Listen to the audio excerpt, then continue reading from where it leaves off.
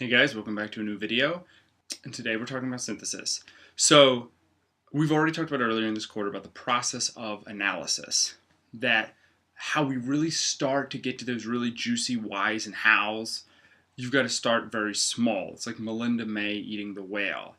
First you have to read something, and you can read anything. A book, a person, a billboard, a TV show, food. You read it. You just, what am I taking in from the world? But just because you read something does not mean you comprehend it.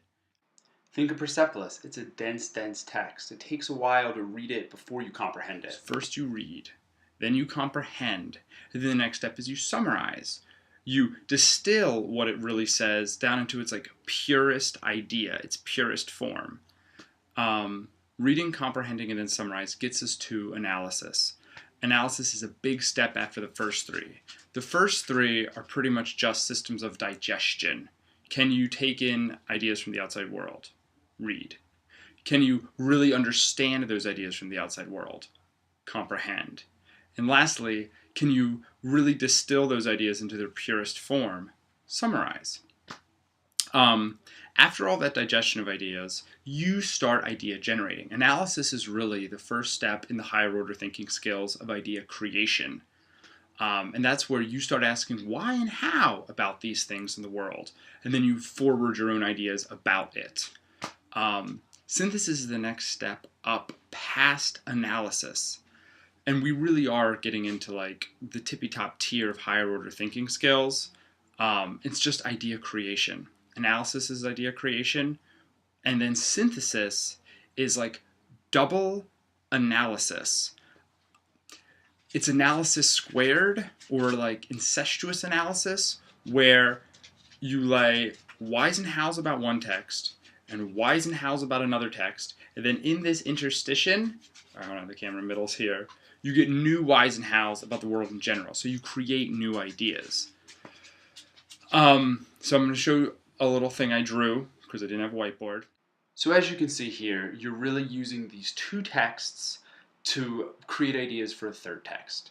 Your first text is one of the comics from this quarter, Spider-Man or Persepolis.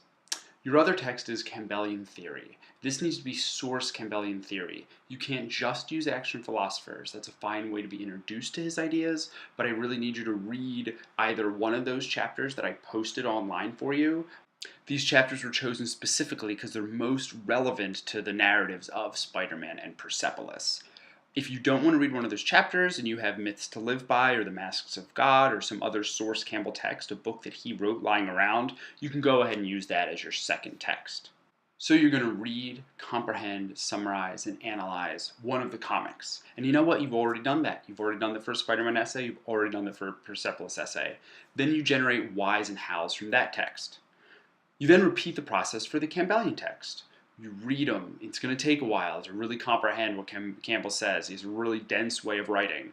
But you'll read, you'll comprehend, you'll summarize, then you'll analyze for text number 2. Doing this allows you to get independent whys and hows from a comic and independent whys and hows from the Campbell. Then you overlap those whys and hows like a Venn diagram, and that allows you to get new whys and hows that you could only achieve because you got them from each individual source material.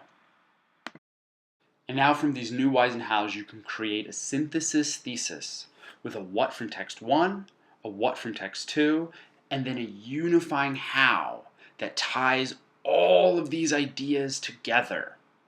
And that's where the synthesis comes in. You are creating new ideas into the world, into the community of ideas to share with other people. Synthesis in general is double analysis. You need two texts to synthesize. You, the writer, are forwarding new ideas, but you're bringing them from other ideas. Kind of like green only exists because there is a blue and there is a yellow. After synthesis, the next step is really genesis, where you just create ideas. Maybe you're going to make a movie or write a poem, or just write a novel. You're just going to totally, out of your brain, uninhibited, create an idea. But right now, we're slow and rolling. We're just on synthesis. You've got this. If you have any questions, make sure you email me, and I can help you better develop your synthesis essay. Hopefully, you're good to go. Rock on.